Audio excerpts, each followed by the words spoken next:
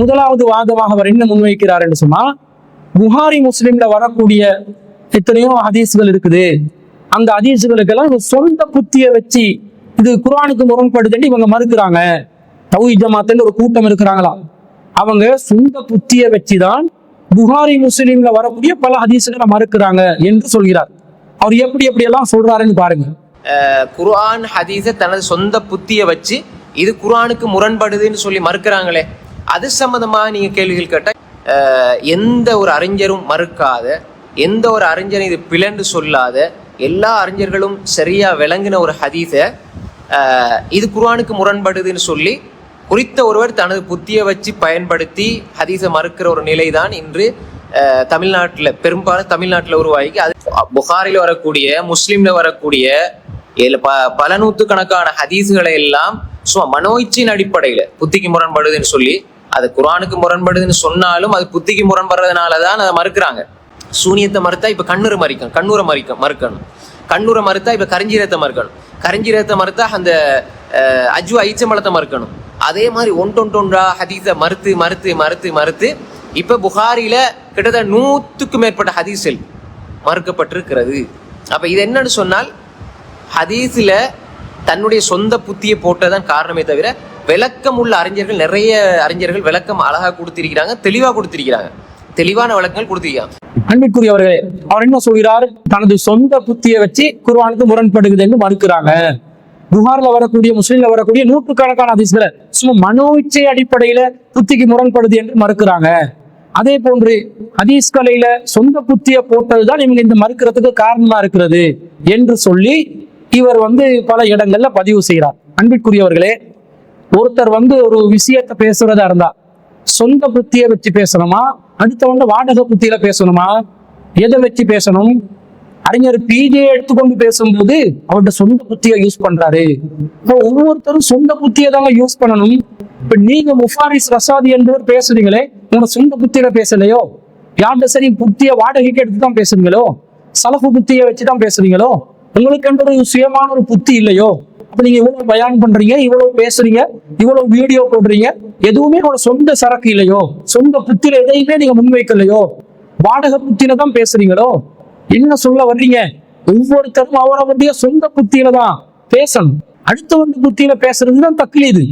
தக்லீதுக்கு எதிரானவர்கள் என்று ஒரு புறம் சொல்லிக் கொள்றது, ஆனா இன்னொருத்தர் தக்லீது இல்லாம தன்னுடைய சொந்த புத்தியை வச்சு ஆய்வு செஞ்சா சொந்த புத்தியை போடுறாரு என்று அவரை விரல் நீட்டி விமர்சனம் செய்யறது.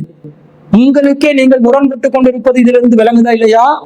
அறிஞர் பிஜே அவர்களை எடுத்து பேசுற எல்லா இடத்துலையும் இவர் சொந்த புத்தியை போடுறார், சொந்த புத்தியை போட்டு பேசுறாருன்னா அறிஞர் பிஜே அவர்கள் தக்லீத்வாதி அல்ல, அவர் ஒரு முஜ்தஹிது, அவர் ஒரு ஆய்வாளர், அவர் இஜ்திஹாத் செய்யக்கூடியவர் என்றது நீங்க ஒத்துக்கொள்றீங்க. அப்ப அறிஞர் பிஜே அல்லாதவர்களை சொல்லும் போது தக்லீத் செய்கிறார்கள், அந்த இடத்துல சொந்த புத்தி இல்லாம பேசுறாங்கன்னு முரண்படுறீங்க.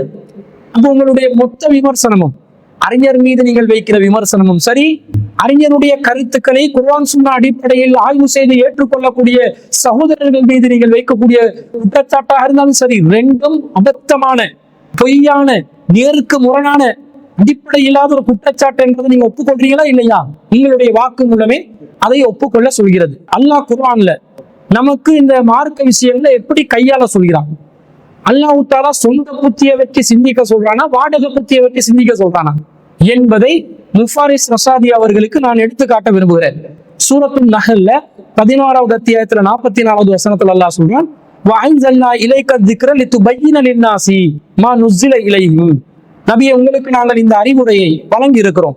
எதற்கென்று சொன்னால், லிதுபய்யின லின்னாஸி மா நுஸில இலைஹிம், மக்களுக்காக அவர்களுக்கு அருளப்பட்டதை நீங்கள் விளக்கணும் என்பதற்காக, வலஅல்லஹும் யதஃபக்கரூன், மக்களும் சொந்த புத்தியை வைத்து சிந்திப்பதற்காக. அல்லாஹ்வே சொல்றான், குர்ஆன் அருளப்பட்டால் அந்த குர்ஆன் அருளப்பட்டதனுடைய அடிப்படை, அதை விளங்கிக் கொள்ள வேண்டியதனுடைய அடிப்படை 2 வழிமுறைகளில் ஒன்றே, சில விஷயங்களுக்கு நபிகள் நாயகம் விளக்கம் கொடுக்கணும். பெரும்பாலான விஷயங்களுக்கு மக்கள் சொந்த புத்தியை வச்சு சிந்திக்கணும் என்று அல்லாஹ் சொல்லி இருக்க. முஃபாரிஸ் ரசாதி என்ன சொல்கிறார்? யாரு சொந்த புத்தியை வச்சு சிந்திக்கிறார்களோ அவர்களை எல்லாம் வழிகேடு என்று சொல்கிறார். அறிஞர் பிஜே அவர்களையும் அவரை சார்ந்தவர்களையும் விமர்சனம் செய்வதற்காக வந்த முஃபாரிஸ் ரசாதி அவர்கள் தற்போது யாரை விமர்சனம் செய்ய ஆரம்பித்து விட்டார்? அல்லாஹ்வையே விமர்சனம் செய்ய ஆரம்பித்து விட்டார். அல்லாஹ் சொந்த புத்தியில சிந்திக்க சொல்றான், சொந்த புத்தியில சிந்திக்க கூடாது.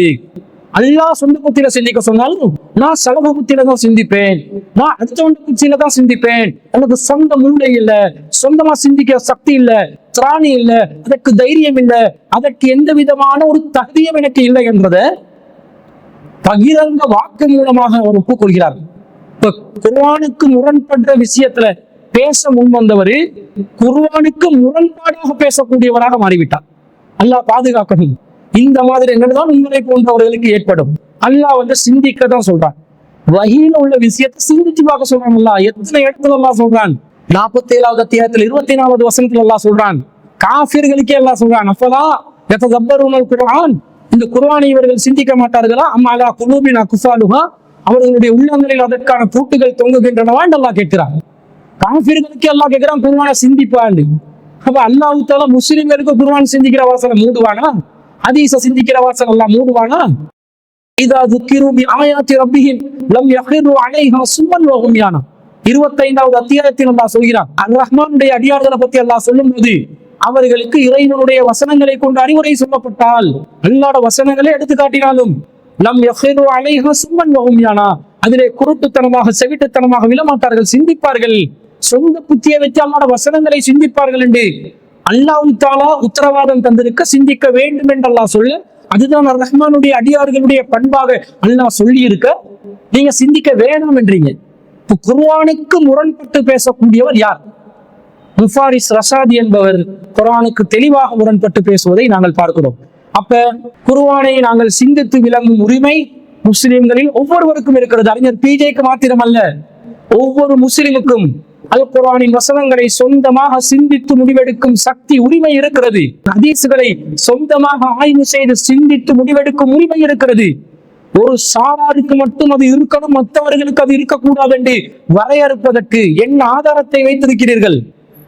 சலஃபுகள் மட்டும்தான் சிந்திப்பாங்க, அதுக்கு பின்னால வர ஹலஃபுகள் யாருமே சிந்திக்க கூடாது என்று முஃபாரிஸ் ரஷாதி அவர்கள் சொன்னார்கள். அதற்கு என்ன ஆதாரம் காட்ட முடியுமா? அல்லாஹ் குர்ஆன்ல சொன்னா காஃபிருக்கே சிந்திக்கலாம் என்று, முஃபாரிஸ் ரஷாதி சொல்கிறார் சலஃபு மட்டும்தான் சிந்திக்கணும் என்று. எவ்வளவு ஒரு முரண்பாடு! அப்படி முரண்பாடு நீங்கள் வழிகேடான ஒரு சிந்தனையில் இருக்கிறீர்கள் என்பதை நிரூபித்துக் கொண்டிருக்கிறது. முதலாவதாகவே அவர் முன்வைக்கிற அடிப்படையே அவருடைய வழிகேட்டை தான் தோல்விச்சு காட்டுது.